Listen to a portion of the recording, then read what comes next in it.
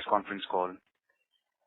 As a reminder, all participant lines will be in listen-only mode, and there will be an opportunity for you to ask questions after the presentation concludes. Should you need assistance during the conference call, please signal an operator by pressing star, then 0 on your touchtone phone. Please note that this conference is being recorded. I now hand the conference over to Mr. Sandeep Bakhshi, Managing Director and CEO of ICICI Bank. Thank you, and over to you, sir. Good evening to all of you, and welcome to the ICICI Bank earnings call to discuss the results for Q2 of financial year 2022. Joining us today on this call are Vishakha, Anup, Sandeep Batra, Rakesh, and Anandya. We hope that you are safe and in good health. India has witnessed a steady decline in COVID-19 cases and a massive pickup in the vaccination program since June.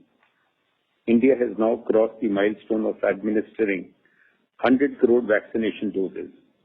We would like to extend our gratitude to the efforts and dedication of all the health workers and essential service providers for their untiring efforts in the recovery from the pandemic. I would also like to take a moment to thank our employees for their service to customers in these challenging times. We are happy to share that now almost all our employees have received at least one dose of the vaccine. Economic activity has continued to improve since June. The Ultra Frequency Index, comprising several high-frequency indicators tracked by the bank's Economic Research Group, has steadily increased from 99.6 in the first week of July 2021 to 105.5 in September 2021 and reached 110.3 in the week ending October 17. The underlying economic activity continues to show an upward momentum owing to the higher peak power demand, e-way bill generation and rail freight revenues, improved vehicle registrations on the back of the festive season, and rising labor force participation rate in the urban areas. Overall industrial activity is above pre-COVID-19 levels. The progress in the vaccination program is supporting an improvement in mobility indicators. We expect the festive season to give further impetus to economic activity. During the challenging period of the last 18 months, we at ICICI Bank have continued to strengthen our franchise and delivery and servicing capabilities with a range of digital initiatives.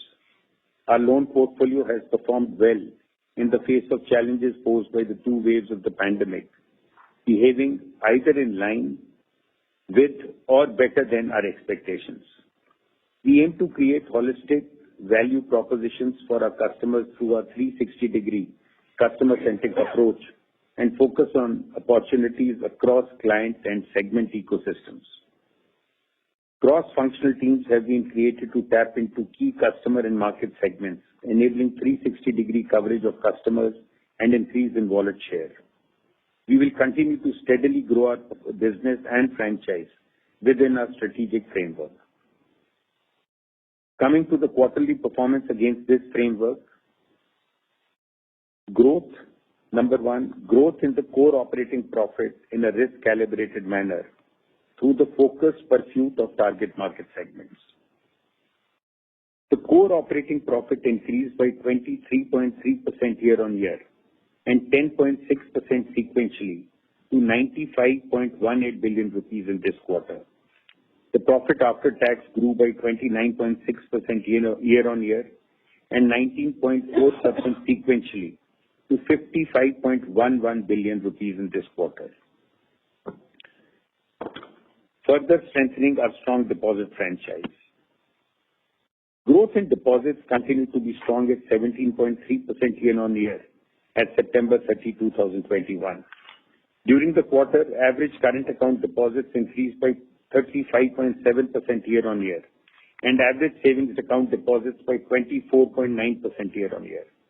The liquidity coverage ratio for the quarter was 133%, reflecting continued surplus liquidity. Our cost of deposits continues to be amongst the lowest in the system. growing our loan portfolio in a granular manner with the focus on risk and reward. The retail portfolio grew by 20% year-on-year and 5% sequentially at September 30, 2021. With the increase in economic activity, disbursements across all retail products increased sequentially in this quarter. Mortgage disbursements were close to the level seen in Q4 of 2021, reflecting the increase in demand coupled with a seamless customer onboarding experience through pre-approved offers and digitization. Disbursements of personal loans and auto loans were also close to Q4 of 2021 levels. Credit cards in force increased by 6% sequentially, and the value of credit card spends grew by 47% sequentially. Spends across most categories other than travel crossed March 2021 levels in September. We expect the momentum in spends to continue in the festive season. The business banking and SME portfolios grew by 43.1% year-on-year and 42% year-on-year respectively. Sequentially, the business banking portfolio grew by 12.3% and the SME portfolio grew by 11.3%. We are observing a steady uptick in the number of credit inquiries, and with our digital offerings and platforms like InstaBiz, Merchant Stack, and Trade Online, we believe that there is significant potential for growth across these portfolios. Excluding the builder portfolio, the growth in the domestic corporate portfolio was about 14% year-on-year at September 30, 2021. Overall, the domestic loan portfolio grew by 19% year-on-year and 4% sequentially. Leveraging digital across our business. Our digital platforms are continuously evolving to enable best-in-class end-to-end seamless digital journeys, offer personalized solutions and value-added features to customers, and enable more effective data-driven cross-sell and upsell. These platforms also enable us to acquire new customers. We have shared some details in slides 18 to 30 of the investor presentation. We have seen significant increase in adoption of our mobile banking app, iMobile Pay. There were about 1.5 million activations from non-ICICI Bank account holders in the current quarter, taking the total activations to 4 million as of end September. The transactions by non-ICICI Bank account holders in terms of value and volume respectively were 3 times and 13 times higher in September 2021 compared to June 2021. We are seeing a rapid rise in payment transactions through repeat use of features such as Pay to Contact and Scan to Pay. We continue to expand the suite of services offered through iMobile Pay to achieve high engagement levels with the users. Recently, we launched a facility which enables our saving account holders to manage use of credit cards of any bank through iMobile Pay. We also launched a contactless payment facility on iMobile Pay, which enables users of Android-based smartphones to make credit and debit card payments on POS terminals in a safe and secure manner by tapping their phones. The financial transactions on a digital platform for businesses, InstaBiz, and our supply chain platforms have grown steadily in the past few quarters. The value of financial transactions on InstaBiz grew by about 80% year-on-year in Q2 of 2022. We have onboarded about 200 corporate customers on our supply chain platforms. About 70% of the dealers of these customers are active on our supply chain platforms. The value of transactions through these platforms increased 4.7 times year-on-year in Q2 of 2022. The proportion of end-to-end digital sanctions and disbursements across various products has been increasing steadily. About 32% of our mortgage sanctions and 40% of our personal loan disbursements by volume were end-to-end digital in H1 of 2022. About 95% of the overdraft facilities set up of business banking current account customers were end-to-end digital in H1 of 2022. 40% of asset and liability accounts opened during the quarter were through digital channels. An important element of our strategy to grow our risk-calibrated core operating profit is to serve the complete financial requirements of customers and their ecosystems. The ICICI Stack for corporates is being continuously enhanced. We have created 19 industry-specific stacks which provide bespoke and purpose-based digital solutions to corporate clients and their ecosystems. The The volume of transactions through these solutions grew 2.4 times year-on-year in Q2 of 2022. These solutions, along with the depth of our coverage, have supported the strong growth in our average current account deposits. Further, the bank is well positioned to capture the opportunities arising from the growing FDI and capital market flows. We are focusing holistically on the merchant ecosystem, both directly and through partnerships. Our super merchant current account, which offers various benefits such as digital account opening and instant overdraft facilities based on point of sale transactions, has been receiving a good response from customers. We have partnered with Amazon India to offer instant overdraft to sellers, including non-ICICI Bank customers on its portal. We have also launched an instant overdraft facility for MSMEs registered on the GeM Saheb application through API integration with the OCN network. Protecting the balance sheet from potential risks. Net NPAs declined by 12.3% sequentially to 81.61 billion rupees at September 30, 2021 from 93.06 billion rupees at June 30, 2021.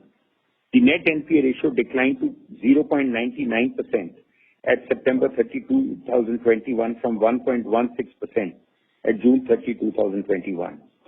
The net additions to gross NPAs during the quarter were 0.96 billion rupees.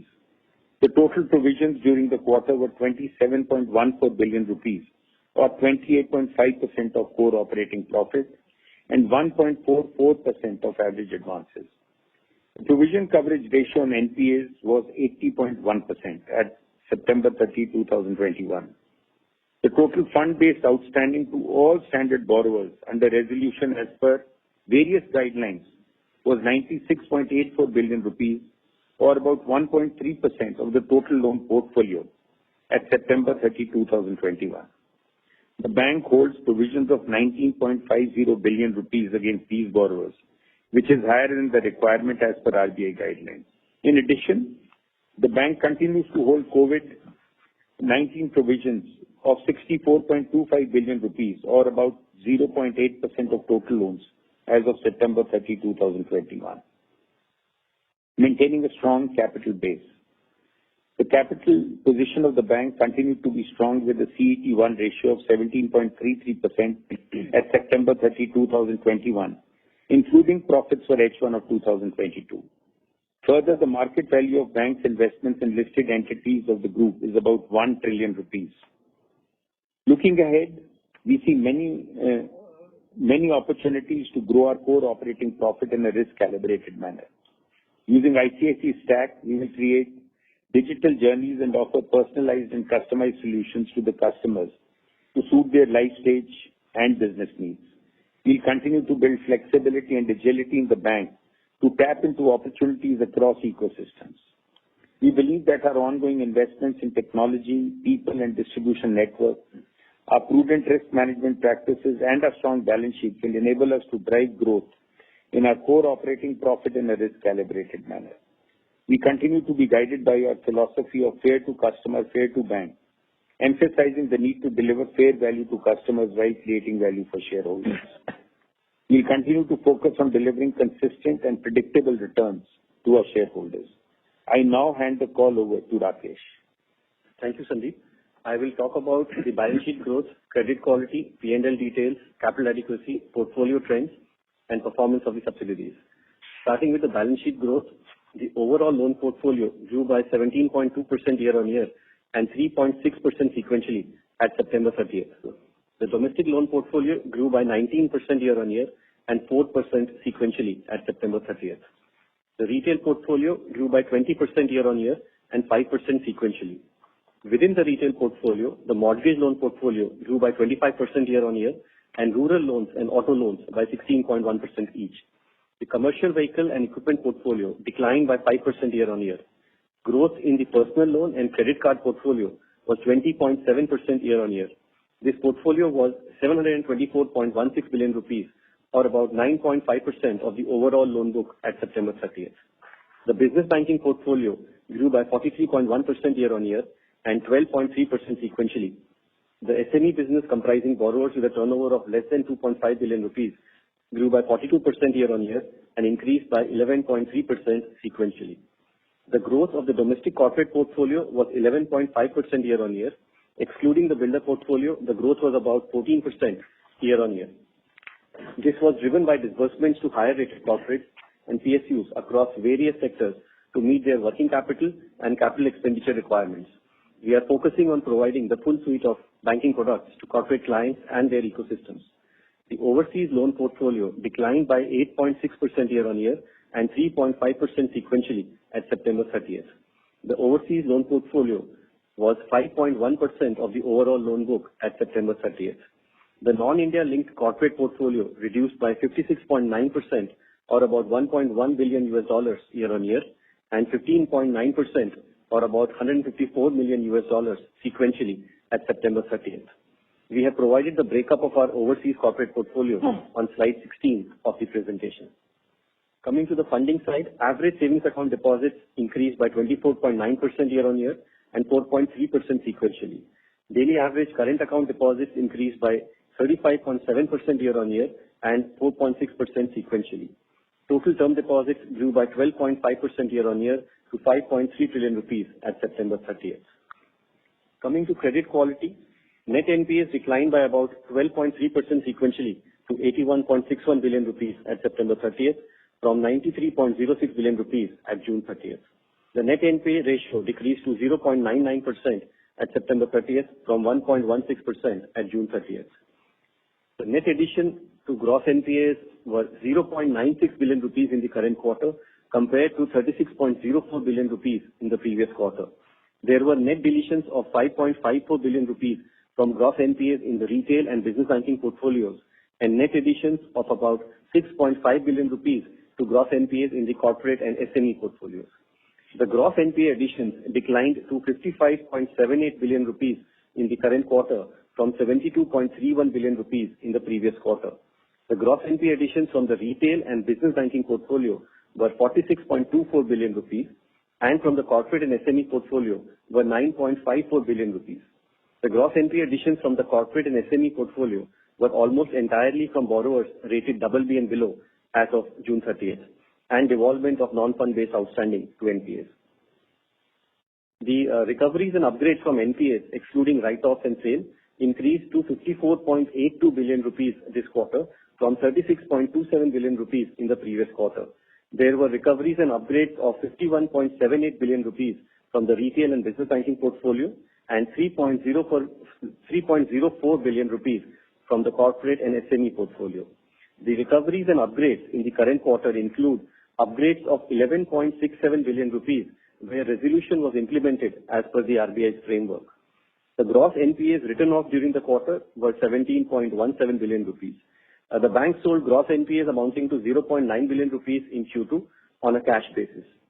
The non-fund based outstanding to borrowers classified as non-performing was 37.14 billion rupees at September 30th compared to about 41 billion rupees at June 30th. The bank holds provisions amounting to 17.71 billion rupees at September 30th on this non-fund based outstanding. The outstanding to all borrowers where resolution was implemented as per COVID-19 Framework 2.0 was 41.58 billion rupees. The outstanding to borrowers where resolution was implemented as per COVID-19 Framework 1.0 and later modified as per Framework 2.0 was 1.18 billion rupees. The total fund-based outstanding to all standard borrowers under resolution as per various guidelines was 96.84 billion rupees or about 1.3% of the loan portfolio at September 30th compared to 48.64 billion rupees at 30th June. Of the total fund-based outstanding under resolution at September 30th, 69.92 billion rupees was from the retail and business banking portfolio and 26.92 billion rupees was from the corporate and SME portfolio. The bank holds provisions of about 19.5 billion rupees against these borrowers, which is higher than the requirement as per RBI guidelines. Over 95% of the loans under resolution in the retail and business banking portfolio are secured loans. Till the last quarter, we disclosed the rating-wise breakup of the total loan book, wherein the retail loan portfolios were grouped under various categories at the product level. Based on feedback received from this quarter, we have disclosed the rating-wise details of the non-retail portfolio comprising domestic corporate, SME, business banking, and overseas advances in order to provide a more transparent presentation of the rated portfolio. The details are given on slide 38 of the presentation. The proportion of overdues across most products in the performing retail, SME, and business banking portfolios as of 30th September has reduced compared to 30th June and has reached the March 2021 levels. Less than 1% of the performing corporate portfolio is overdue as of September 30th. Coming to the P&L details now, net interest income increased by 24.8% year-on-year to 116.9 billion rupees. Interest on income tax refund was 0.3 billion rupees this quarter compared to 0.14 billion rupees in the previous quarter and 0.26 billion rupees in Q2 of last year. The net interest margin was at 4% in this quarter compared to 3.89% in the previous quarter and 3.57% in Q2 of last year. The domestic NIM was 4.09% this quarter compared to 3.99% in Q1 and 3.72% in Q2 last year. International margins were at 0.26%. The cost of deposits was 3.53% in Q2 compared to 3.65% in Q1. The sequential increase in NIM in this quarter was primarily due to decline in cost of funds and lower interest reversals on NPAs. Non-interest income excluding treasury income grew by 26.2% year-on-year to 44 billion rupees in Q2. The fee income increased by 21.4% year-on-year to 38.11 billion rupees in Q2. Fees from retail, business banking, and SME customers grew by 24.6% year-on-year and now constitutes about 77.9% of the total fees during the quarter. Dividend income from subsidiaries and listed entities was 5.83 billion rupees in this quarter compared to 3.34 billion rupees in Q2 of last year. The dividend income this quarter includes final dividend of ICICI General and higher final dividend from ICICI Securities compared to Q2 last year. The bank's operating expenses increased by 28% year-on-year in Q2, reflecting the lower base of Q2 last year. The employee expenses increased by 21.2% year-on-year. The bank had slightly over 100,000 employees at September 30th. The employee count has increased by about 8,000 in the last 12 months. Employee expenses in Q2 include an impact of about 1.25 billion rupees due to fair valuation of ESOPs granted to all employees post April 1, 2021 for the current and previous quarter as required by the RBI guidelines. Non-employee expenses increased by 32.3% year-on-year in this quarter, primarily due to retail business and technology-related expenses. We will continue to invest in technology, people, distribution, and building our brand. The core operating profit as a result of the above increased by 23.3% year-on-year and 10.6% sequentially to 95.18 billion rupees in this quarter. The treasury gain was 3.97 billion rupees in Q2 compared to 2.9 billion rupees in Q1 and 5.42 billion rupees in Q2 of the previous year. The total provisions during the quarter were 27.14 billion rupees or 28.5% of core operating profit and 1.44% of average advances. There was no write-back of COVID-19 related provisions during the quarter. The provisioning coverage on NPAs continues to be robust at 80.1% at September 30th. In addition, we hold 19.5 billion rupees of provisions on borrowers under resolution and COVID-19 related provisions of 64.25 billion rupees. The COVID-19 provisions are about 0.8% of loans. At September 30th, the total provisions, other than specific provisions on NPAs, were 149.51 billion rupees, or about 2% of loans. Given the performance of the portfolio, we are confident that these provisions will completely cushion the balance sheet from the potential credit losses which may arise due to the pandemic. The profit before tax grew by 36.7% year-on-year to 72.01 billion rupees in this quarter, compared to 52.66 billion rupees in Q2 of last year. The tax expense was 16.9 billion rupees in this quarter, compared to 10.15 billion rupees in the corresponding quarter last year. The profit after tax grew by 29.6% year-on-year to 55.11 billion rupees in this quarter, compared to 42.51 billion rupees in Q2 of last year. In accordance with the scheme of arrangement between ICICI General and Bharti AXA General Insurance, assets and liabilities of Bharti AXA's general insurance business vested with ICICI General on the appointed date of April 1, 2020. The bank's consolidated financial statements for Q1 of this year have been restated to reflect the scheme, and there was no material impact on the consolidated profit after tax for Q1 due to this. The consolidated profit after tax was 60.92 billion rupees this quarter compared to 48.82 billion rupees in Q2 of last year.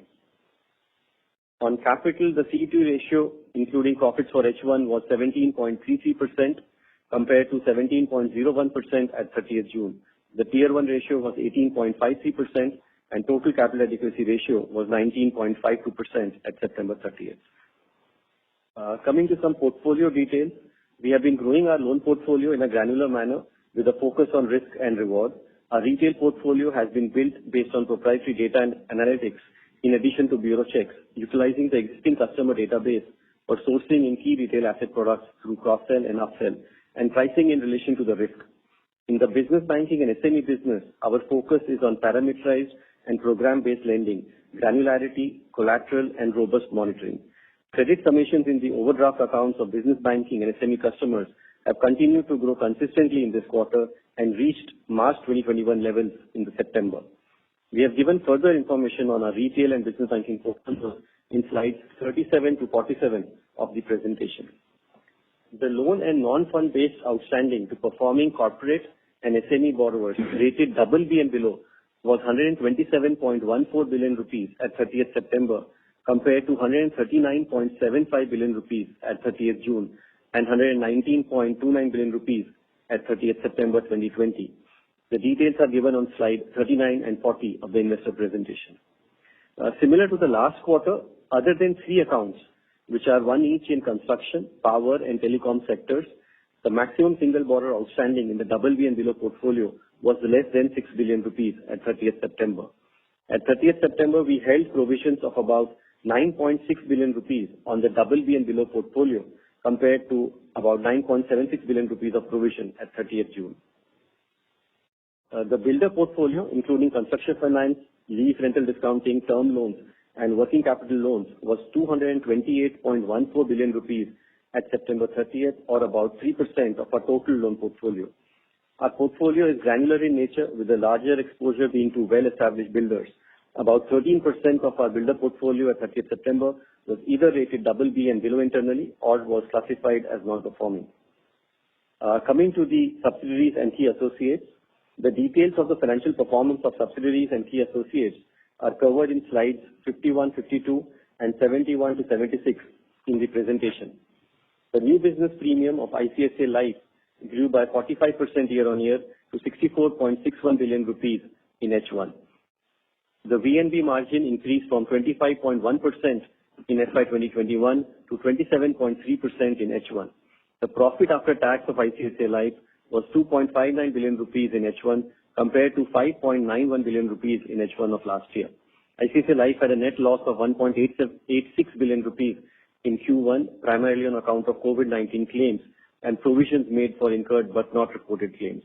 The profit after tax increased by 46.6% year-on-year to 4.45 billion rupees this quarter. The gross direct premium income of ICICI General was 86.13 billion rupees in H1 this year compared to 64.91 billion rupees in H1 last year. The combined ratio was 114.3% in H1 compared to 99.8% in H1 last year.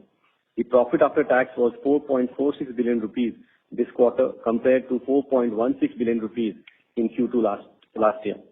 The prior period numbers are not comparable due to the reflection of the scheme of arrangement in the current period numbers. The profit after tax of ICICI Asset Management Company was 3.83 billion rupees in this quarter compared to 2.82 billion rupees in Q2 of last year, reflecting the growth in AUM. The profit after tax of ICICI Securities on a consolidated basis increased by 26.3% year-on-year to 3.51 billion rupees this quarter from 2.78 billion rupees in Q2 last year. ICICI Bank Canada had a profit after tax of 8.4 million Canadian dollars in this quarter compared to 5.1 million Canadian dollars in Q2 last year and 5 million Canadian dollars in the previous quarter. The sequential increase in profit after tax of ICICI Bank Canada is mainly due to lower loan loss provisions. The loan book of ICICI Bank Canada at September 30th declined by 8.8% year-on-year. ICICI Bank UK had a profit after tax of $2 million this quarter compared to $4.9 million in Q2 of last year and $2.9 million in Q1. The loan book of ICICI Bank UK at September 30th declined by 28.9% year-on-year and 8.8% sequentially. During the quarter, ICICI Bank UK repatriated capital of $200 million to the parent bank. As per Ind AS, ICICI Home Finance had a profit after tax of 0.46 billion rupees in the current quarter compared to 0.02 billion rupees in Q2 of last year and 0.17 billion rupees in the previous quarter. The sequential increase in profit after tax is mainly due to lower provisions. With this, we conclude our opening remarks, and we will now be happy to take your questions. Thank you very much. We will now begin the question and answer session. Anyone who wishes to ask a question may press star and 1 on their touchtone telephone. If you wish to remove yourself from the question queue, you may press star and 2. Participants are requested to use handsets while asking a question. Ladies and gentlemen, we will wait for a moment while the question queue assembles.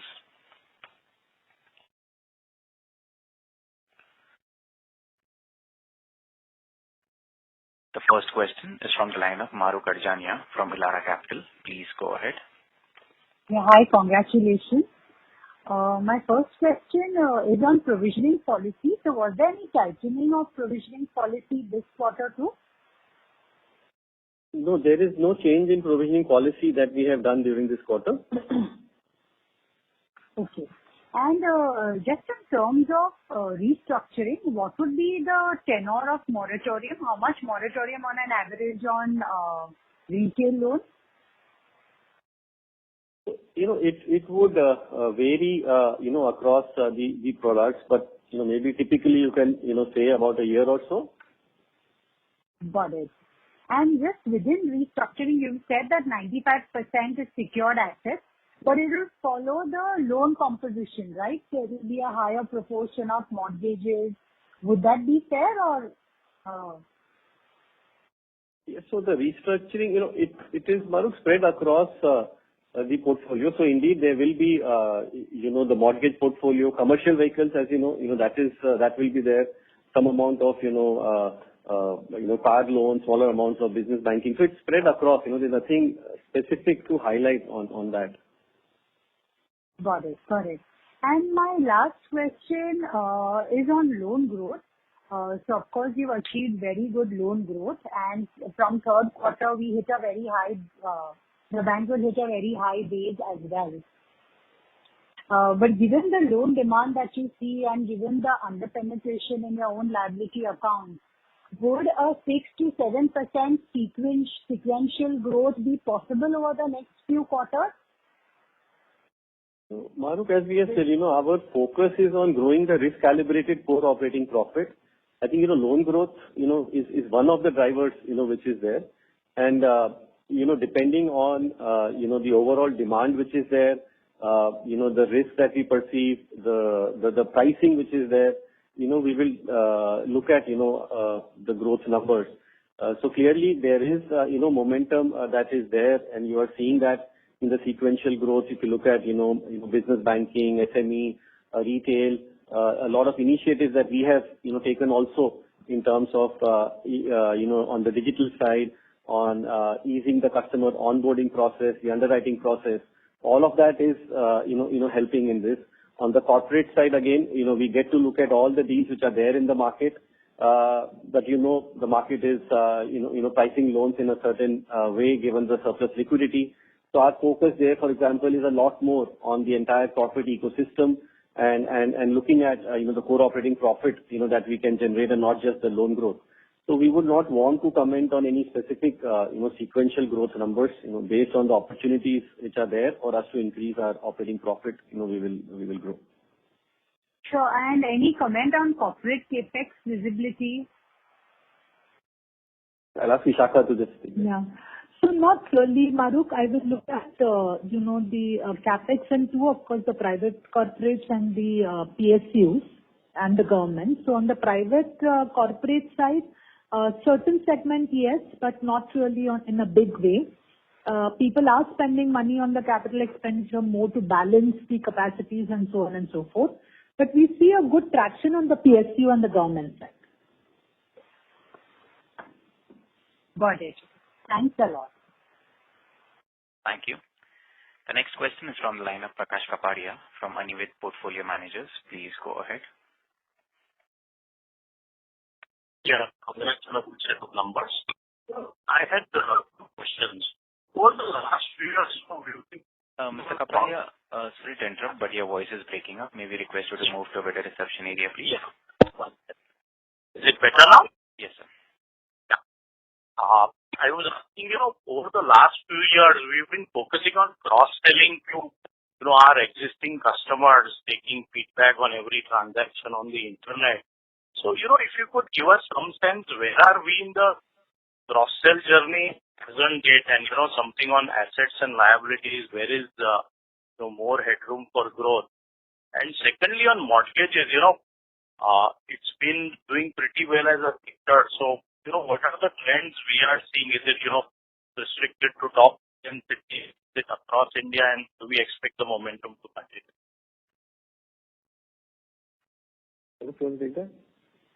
So I think it's a very interesting question, Prakash.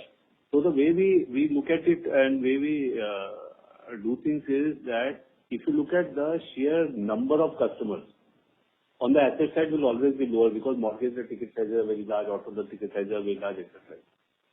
However, there is another set of customers who are coming on to us who are not deposit customers but who are also not asset customers. They are essentially payment and service customers. Namely, FASTag is one, iMobile Pay is another big source. Our credit card pay is another big source. So now what is happening is that there is a steady inflow of customers we are getting who are non-asset and non-liability customers. They are essentially coming for services. So that then becomes a big source of liabilities for us. So you can cross the liability accounts to them. And then, of course, customers who are not our customers and who have taken assets, we then cross the liability to them. But I must say that the reverse is a lesser number, that is asset to liabilities. Services to liabilities is a very large number. Services to assets is a smaller number. Liabilities to assets is a very large number. Assets to liabilities is a relatively smaller number because of the ticket sizes. But all of them, as you would appreciate, is interlinked, because if one is not there and then if you don't do 360 degree of each of the customers who come in through the door, but then it's an opportunity that we would not have captured fully. So that's how we think about process. And some of these, Anup, you mentioned about, being, more on service oriented or transaction oriented. So what's the journey for them to cross-sell? Get them into the bank, then, get to other products in terms of cross-sell, start with smaller products? So, for example, let me take an example of FASTag, for example. FASTag, as you know, we have a dominant market share there. But all customers of FASTag are not ICICI Bank deposit customers. Many of them are, but many of them are also not ICICI Bank deposit customers. It is easier to sell deposit accounts to them. And once they become deposit account holders and we have more digital footprint, then we do pre-approve to them and then we sell asset products. So I'm just giving you another dimension. So generally, typically, traditionally, banks think of only asset to liabilities, liability to asset. I'm just adding a dimension of services also, because that flow is a much larger flow than just liabilities or just assets. This is helpful. Thanks. And on the mortgage piece, if you could give us some color. So mortgage piece, what would you want to know? Mortgage, I think there is enough demand. I think it is coming back quite strongly. The other thing that is happening on the corporate real estate developer side is that after RERA and whatever has happened, volatility in the last few years, I think it is strengthening and it is consolidating quite well. And if you look at market shares of large developers, they have been increasing, and that has been our view now since last 1 year or so, and it is consolidating well. And we are also consolidating our position there. I think it's the right time to really focus on that position. And as you know, that ecosystem, which is a physical asset, real estate asset class, is a very, very large asset class. It's an asset class which will perhaps be larger than the full financial asset class. So there is a lot of opportunity and lot of scope there as well. So there we have a 360 strategy firmly in place, and there is demand, and of course there is competitive pricing there, as you know, because it's a low loss given default product, and so there is a lot of credit flow in that. But there the decongested processes and our ability to cross-sell to our old customers and our ability to do 360 gives us an advantage over many other agencies. Understood. Thank you. All the best. Thank you. The next question is from the line of Abhishek Murarka from HSBC. Please go ahead.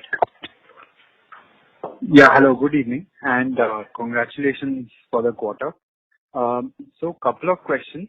Just going back to slippages in retail, that's still about 4.5% on an annualized basis.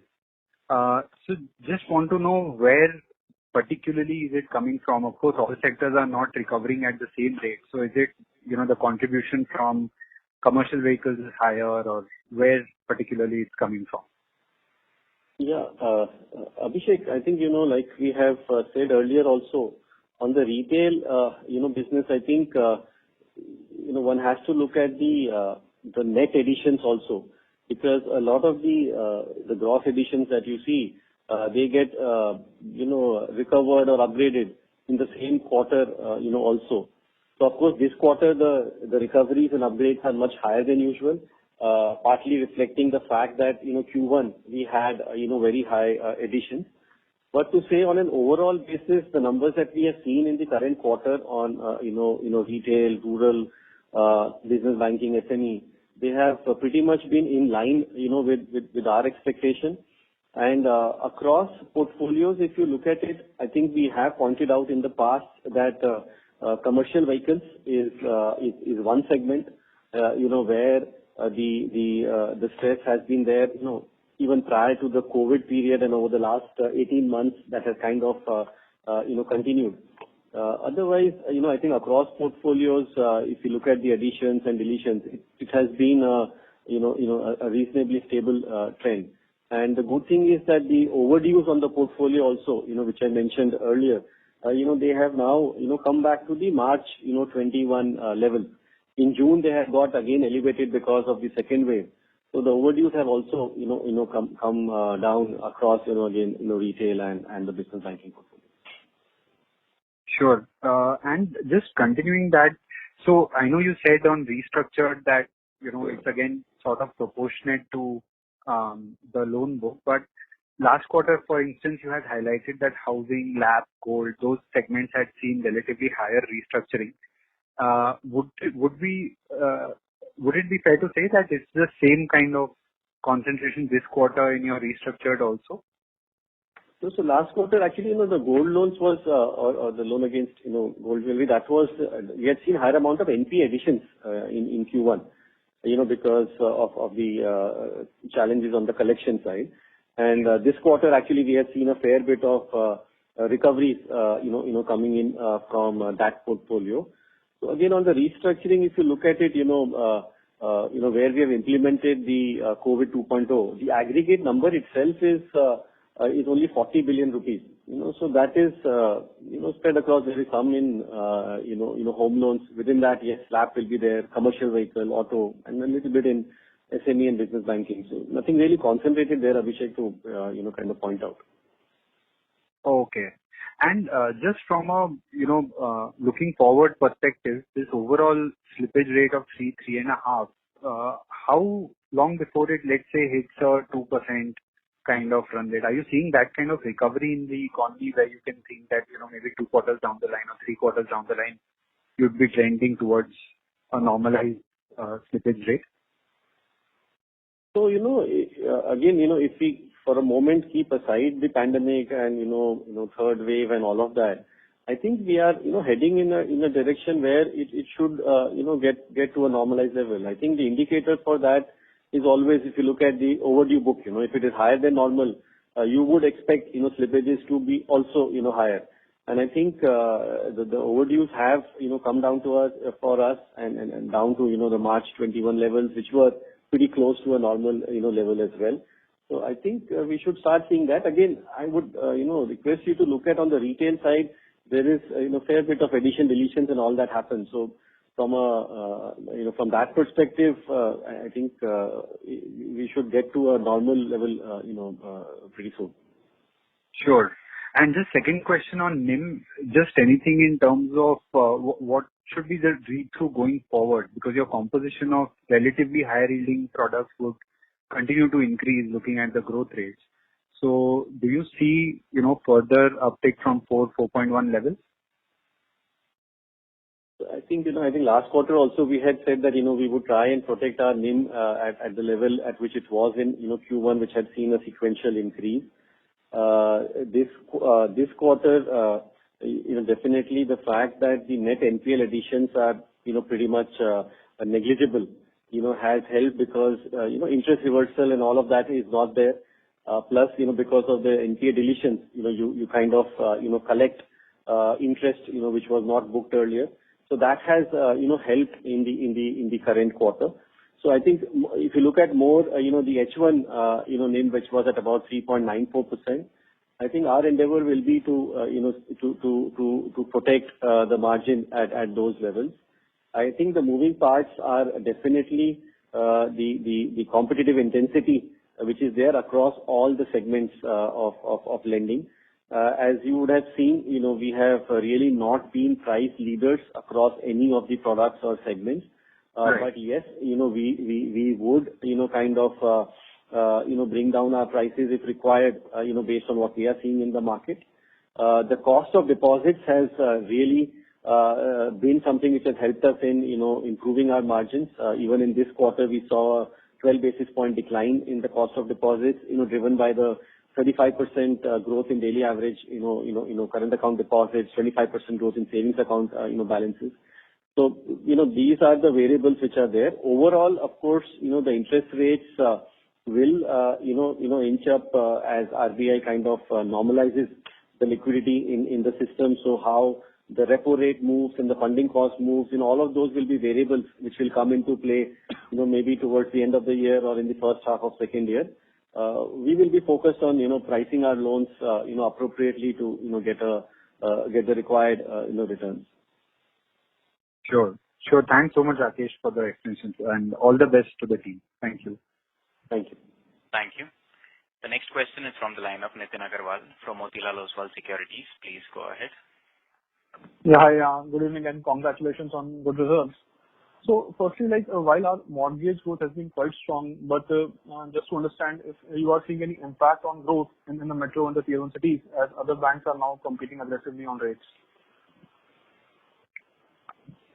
So on rates, as I said, where we believe that from an overall perspective, and we look at, and we have talked about the fact that we look at, customer 360, so we don't look at just a single, product. In most of the instances now, when we give out a home loan, we also, have the customer opening their savings deposit with us. And this is true across, all the products. So the customer 360 is a very key thing for us. And similarly, looking at our ecosystem, be it a corporate ecosystem or a system that we focus on. So we look at it on an aggregate basis and the contribution to operating profit again on an aggregate basis. So, you have seen the volumes, that we have been able to do on the mortgages in this quarter, the YOY growth, the sequential growth, both reflect that. So there are opportunities for growth which is there. We will of course not go, completely bottom fishing in terms of the rates which are there. But yes, the headline rates, for us also, we have brought down with some of the competition bringing it down. But overall, with the cost of funding being where it is, and the fact that, mortgage customers are sticky customers, give us the opportunity to, service them across a wide range of products and services over a long period of time. With that, we are comfortable with the, the profitability levels and, would continue to look at growth in this segment. Secondly, Rakesh, on the card side, like we have been reporting a very strong market share gains and card spending has come back. But how in general has the asset quality been trending? How is the customer behavior in that space? And if you were to benchmark yourself on profitability in this segment, because this is like one of the high yielding segments and we are doing very well here. So if you were to benchmark ICICI Bank, say in the industry, where will we be in this space on a scale of say 1 to 10? Anything that you can indicate, any qualitative flavor?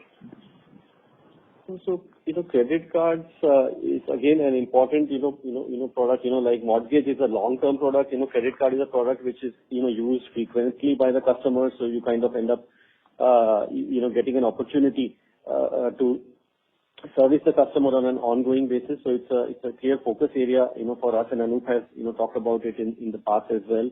The tie-up that we have with Amazon, has really worked, well for us. In terms of growth, again, you have seen the growth that we have seen in the cards in force book or the credit card spends, and the market shares have also improved for us.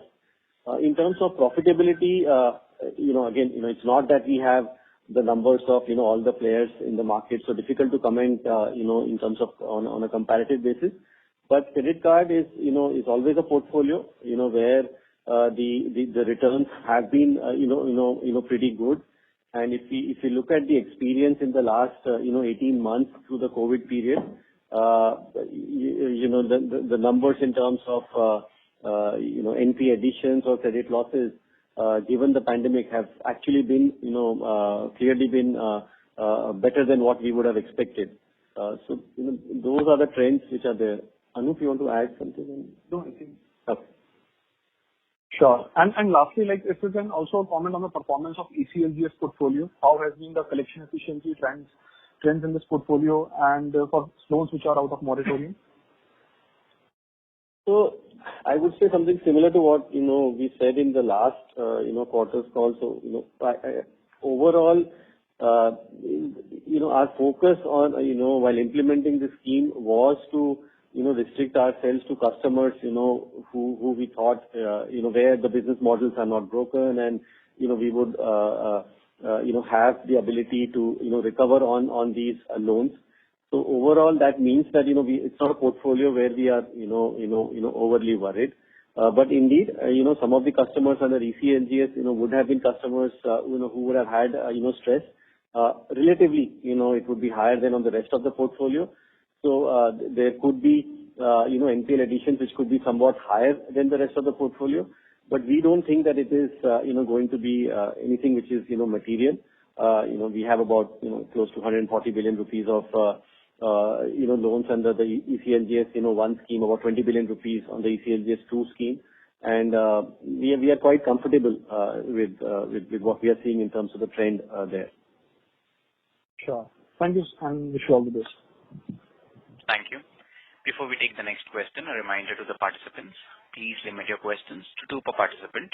Should you have any follow-up, may be requested to rejoin the queue. The next question is from the line of Anand Dama from Emkay Global. Please go ahead. Yeah, thank you for the opportunity. Sir, my question is on restructured portfolio. So one, is there any residual pipeline in terms of restructuring that we will have? And secondly, you have made somewhere about 20% provision on the restructured portfolio. So any guidance that you can give in terms of what is the relapse rate in the restructured portfolio, and because of which you will need to make some additional provision on the restructured portfolio beyond the 20% that you already made? Yeah, and I didn't get your second part of the question well, but I'll answer. If I missed something, then just let me know. On the pipeline, as per the RBI guidelines, the request, had to be received by 30th of September, so which has happened. There would be some, cases which would, still be under implementation at 30th of September. As you know, these are, retail loans, and, it does take some time for all of that to get implemented. So there would be some amount of restructuring increase that one will see in Q3. But in the overall context, it is not, going to be any material number. I would say, it will be definitely, for example, less than 10 billion rupees. So that is what is there in terms of the pipeline. On the provision, there is an, RBI requirement was to take about 10% provision on the COVID restructured, loans. Against that, we have taken 15% provision. Some of the loans, which have got restructured were NPA and have got upgraded due to restructuring. In those loans, we have carried forward the provision which was made when they became NPA. So that's the reason we have overall about 20%, provision on the restructured portfolio.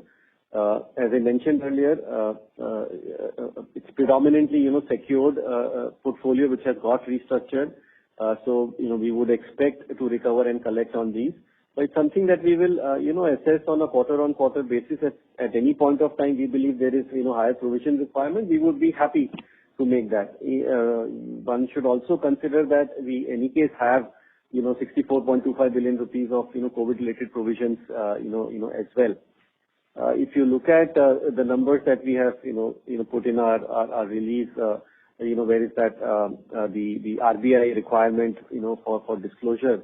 So the slippages, from the restructuring done last year, they have not been material in the first half, of the year. Of course, some of those loans, or actually many of those loans, would still be under a moratorium. Like I said earlier, moratorium is anywhere between 6 months to 12 months. So we'll continue to assess this portfolio. If required, we will make some more provision. But overall, the provisions are, quite comfortable at the, bank level. And this quarter, in any case, we have not even utilized or written back any of the COVID provisions. That's very comforting. The second question is about the ICICI Pay Later. So there is a lot of buzz about the BNPL. We are also a dominant player in that space.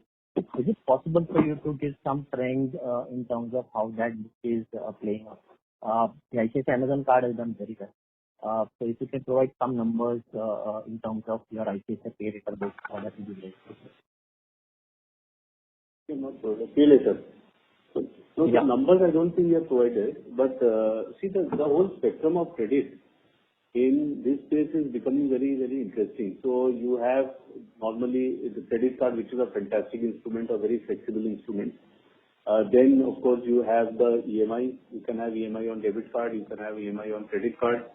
You can have normal now BNPL, which is coming in. Essentially, these are also installment products. But the difference between BNPL and other products is that it is essentially driven by merchants. And so there is a implicit promise to the merchants that if you give BNPL, the average order value will increase. And so the cost to the merchant is higher than sometimes the credit card MDR that they give out. And then there is economics in between. Our Pay Later is, so we have a full spectrum of affordability products, of which Pay Later also is one of the products.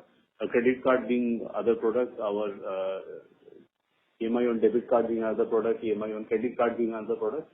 So from our perspective as a bank, because we have got flexibility of instruments and a full spectrum, we would want to certainly be there in all spectrum, depending on what customers want and how merchants want. We should be able to provide them all the options that they have. The good thing that has happened in the last, I would say 3 years particularly, is that the whole merchant ecosystem has become very, very digital. Right from the onboarding to their now UPI has come in, which is virtually zero MDR, so you can have EMI based on credit product based on that as well. So what has happened is that it has become very digital, and so the cost of onboarding has come down, the cost of reconciliation has come down, the cost of credit delivery has come down. So next step, which is why you will see that this area of merchant ecosystem is really, really exploding in a very big way. And banks like us, large banks like us, we have a natural advantage to play that game because we already have a large sort of POS footprint. We have a large merchant footprint from a current account perspective. We see a lot of flow happening to us, and so digital underwriting is what we can do. Digital onboarding is what we can do quite easily. So actually, it's an interesting space which is unfolding in a very good way. But BNPL is a form factor of credit delivery, and we look at it that way. It's not a completely new product in the market. It has been there in various shapes and forms, but BNPL, of course, has its own advantage in the sense that it also caters to our need of a customer. They may not be having credit cards or they may not be having a lot of bureau scores, and these underwriting are on the fly. So it's a good form factor and it's a good product for many customers. Our pay later also is positioned well. And the other thing about many of these affordability products is it is at the place of purchase and it is not, you don't have to go outside to take the loan, unlike personal loans, etc. It is at the time of purchase. So this embedded finance is a new thing, it's not a new thing exactly. I mean, credit card was always there, but in a new way it is coming. So I think the space is interesting. Yes, certainly. So basically, I think the acceptability among the customers certainly has gone up. So is it to some extent cannibalizing on our low value credit card, spends which was? No, we haven't seen that as yet. So from an affordability perspective, so there are two things. One is that first you have to ascertain the underwriting of the customer. So once that threshold is reached, whereas there is, return of capital is I will not say assured, but you have a high confidence on return of capital, then the next immediate thing is a very, very decongested and easy process. Because if you have a very difficult process, customers will not take credit. They will take some other route to take credit. So if one can have a very, very good onboarding process, a credit delivery, on the fly credit delivery process, and you take care of the headache of the merchant, that is, they get the money, they get the settlement, and then you take over the settlement later by way of postponed cash flows from the consumer, and you make that process completely seamless. You can give it any name. You can give it revolver. You can call it BNPL. Everything is BNPL actually. Credit card is also BNPL. Buy now, pay later. Now there is a new word BNPL. But one has to make that a very, very good customer experience. Also, from a bureau score, new to credit customers, if they are your own customers, which banks have, because they have salaried accounts, so they are new to credit customers, you can underwrite them well. So there is also an added advantage that banks have, provided one has a very, very decongested, on-the-fly underwriting process and ability to integrate with the merchant in a very, very seamless way. So that's really the value to the ecosystem that the product and service should give. If one had that, demand for credit we have seen is always there. So, it gets picked up then. That's very helpful. Thanks a lot. Thanks. Thank you. The next question is from the line of Shagun Verma from Goldman Sachs. Please go ahead. Yeah, hi, this is Rahul here. Just 2-3 questions. One is on the non-employee cost, in pretty sharp spike this quarter. So just wanted to understand, how do you see what's kind of driving this? I understand business momentum has picked up, so that cost may have started, coming through. But, apart from that, is there anything else that we should know, like, on the digital side, technology side, how's the spending trending there? And also this, partnership-based spends, the Big Billion Day, etc. So can you just throw some color on that? Yeah. Also, if you look at, the employee expenses were up about, 21% on a YOY basis.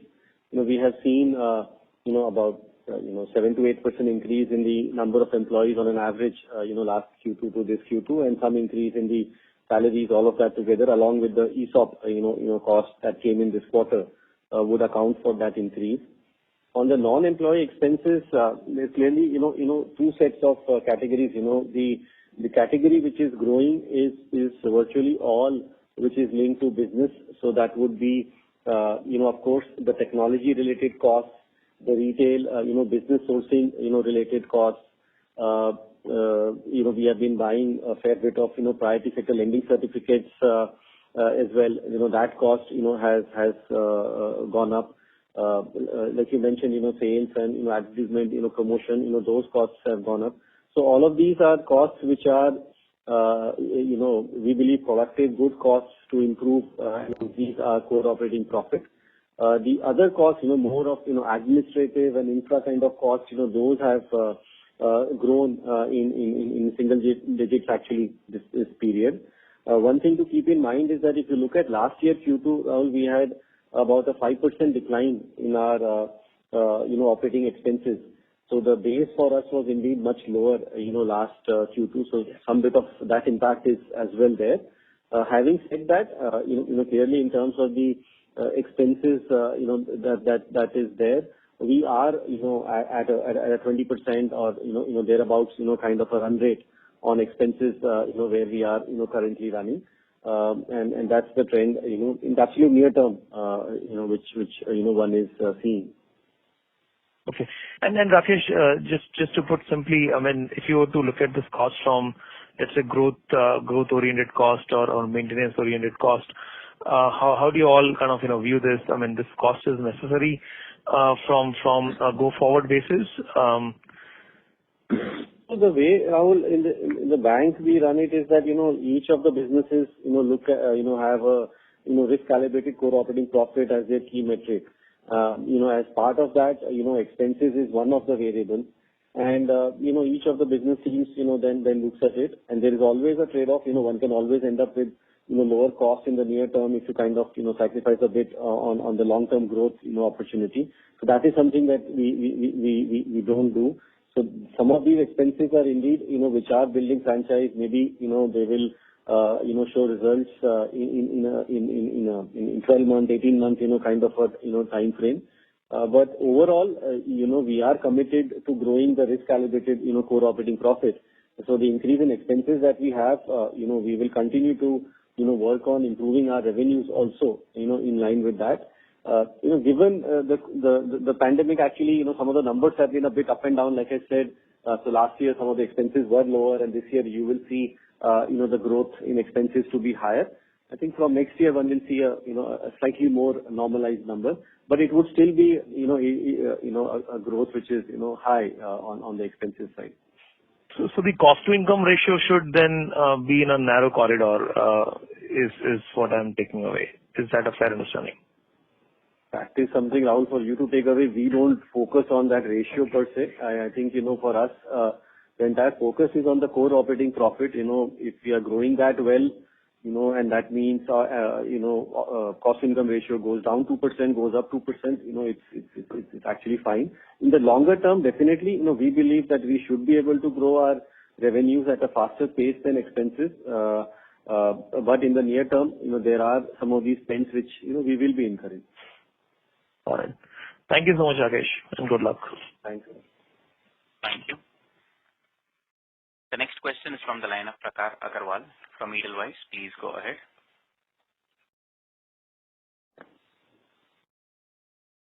Mr. Agarwal, your line is in talk mode. Kindly go ahead with your question, please. As there is no response from the current participant, we move to the next question from the line of Adarsh Parasrampuria from CLSA. Please go ahead. Hi. Yeah, just question on the ROE expectation now, right? The last 12, 18 months was quite volatile. We're getting comfortable with credit costs and the operating profit trajectory has been quite strong. Any targets on ROE for the bank over the next 2 to 3 years? Adarsh, as you know, we don't have, any specific target, communicated on the ROE. I think, we'll repeat that our focus is to grow our risk-calibrated core operating profit, and if, that happens, the ROE, should improve. We have seen, some improvement over the last, 12 months, 24 months, and, that would be the objective going forward as well. But there is no specific target that we have for ROE, in our mind. And actually, one question on the leveraging up of the balance sheet, right? That while the growth's been strong, our ROEs will kind of get there. So, and we did raise capital into the pandemic, anticipating some issues, but the outcomes have been a lot better. So, where do leverage go in the balance sheet in the next 2 to 3 years? Because that, given that the ROEs will go up, it doesn't look like we'll have a lot of leveraging up of the balance sheet. So that we will see, Adarsh, in terms of what the opportunities, are. I think it's going to just be a function of, what is the market opportunity. And within that, what fits into our, risk and return, criteria. I think, we are at a very healthy level of capital, so that gives us confidence that we can capitalize on all the opportunities, which would come up. And we are, pretty optimistic about the economy, about the opportunity for the banking system in the 2 to 3 year time frame that you are referring to. Based on the opportunities, we'll see, how the, leverage, goes up from the current levels. Perfect. Thanks, and congrats, Sandeep and team, being splendid last 2 years. Thank you. Thanks. The next question is from the line of Kochar Gaurav from Mirae Asset. Please go ahead. Yeah. Hi, good evening, everyone. I have a few questions. Firstly, on margins, quarter-on-quarter, there was a 11 bps improvement in margins. And if I look at the CD ratio, it has moderated further to 78. So taking maybe a 4 to 6 quarter view or a medium-term view, if maybe, credit picks up and, the CD ratio move towards 85% sort of mark, what is the outlook on margins? Also in that context, the share of unsecured credit right now is 10%. If I add up the personal loans and credit cards, any sort of target internally or any sort of cap that you would have built there, and maybe in next 2 years, what would this be as a percentage of overall portfolio? And as a result, what kind of margins can we look at from a 12 to 18 month or 2 year perspective? That's my first question. No, it's a very dynamic market, very difficult to, have a target on margins. I think at any point of time, we are always looking at least first protecting the margin and then seeing, the opportunities to improve it. I think into the next year, something which all banks will face, including us, is that a lot of our loans are linked to external benchmarks. So we'll have to see, how the repo rate moves, how the, the T-bills move, and with respect to that, how the cost of deposits move for banks. So that's an additional factor which has come in with all the loans being linked to external benchmarks. Otherwise, definitely, I think we are still sitting on surplus liquidity in the balance sheet. So as that gets deployed, over time, we would see some benefit on the margins from that side. On business mix, the unsecured portfolio had been growing at a faster pace than overall portfolio for us, prior to COVID, and some bit of a slowdown happened there in the pandemic period, and we believe we should get back to more normal levels of growth on that side. But we don't have any specific target of NIM in a 2 year period. Sure. But directionally, you believe this can go up further from here, the margin, given the levers? In the medium term, we would always work towards that. It's going to be a function of a lot of things, and some of those are not under our control as well. Sure. Understood. And the next question is on the provisions. If I look at, the on-book provisions of 80%, net NPA in corporate book is, almost 2,000 crore. PCR on retail book is 65%, and apart from that, we are also carrying provision buffers. For FY23, it's very hard to estimate a credit cost of more than 100 bips, unless, of course, we see a third wave. What are your thoughts around this? And, in this year or maybe next year, do we see some write-backs of this COVID buffer that you have made in the last 18 months or so? Yeah. So, in two parts, if I take it on the, on the first one, we have said that, through the cycle, number that we look at, on credit cost is, for it not to exceed 25% of our core operating profit, which would be like, 120 or 125 basis points of our loans. So we should, get back to, that level, once the pandemic is behind us for sure, because that is what, we aim for while we build our portfolio. Regarding the COVID provisions, I think it's an assessment, that we will keep on doing on a quarter basis. The portfolio, of course, has stood up better than what we anticipated, and the performance there has been better than what we would have taken into consideration while creating the COVID-related provision. But we are not going to be in a hurry to unwind all of those provisions. I think we'll assess it quarter by quarter. Maybe at the year end we'll take a call as to how we should do that. It's something which gives strength to the balance sheet, so we don't overthink around that. Sure. But the intent is to unwind it maybe at a later date, if not today, not to hurry up, but the intent is not to keep that buffer forever, if my understanding is right. Yeah, meaning once the pandemic is over, then the COVID provision will not be there. Whether we maintain, some other provision, contingency provision, we will assess all of that, and see. Sure. Got it. And just, on that ICICI Bank UK, I didn't heard it properly, but is the dividend payout $20 million or $200 million? No, that was a capital repatriation of $200 million, that we, so it was surplus capital in the UK subsidiary. As I said, the loan book there has declined and their, capital ratio was like 25%. So $200 million of capital was repatriated back to the parent bank during the quarter. Okay, so this will not be part of the P&L. It will only be added back to reserves, is it? It will not be added back to the reserve. It will come in the capital adequacy. Investment in subsidiaries reduced from, the capital while computing capital adequacy. So that number of reduction has come down. And in the balance sheet, it would have resulted in a reduction in the investment in. All right. Understood. And just last question, if I can squeeze in, the closing liquidity on the balance sheet was around 1.5 trillion. Is the average also around the same number, or it's a quarter-end phenomena when the liquidity is high, typically? For the average number, you should look at the NCR number that we also disclosed. That's a daily average number, so 130% or so. So it's clearly higher than, where we would, ideally, want it to be. Right. Okay. Sure. Got it. Thanks a lot and all the very best. Thank you. Thanks, everyone. Ladies and gentlemen, due to time constraint, that was the last question. I now hand the conference over to the management for their closing comments. Over to you. Thank you everyone for, spending the Saturday evening with us. And we can take, remaining questions separately. Thank you. Thank you. Thank you. Ladies and gentlemen, on behalf of ICICI Bank, that concludes this conference. Thank you all for joining us, and you may now disconnect your lines.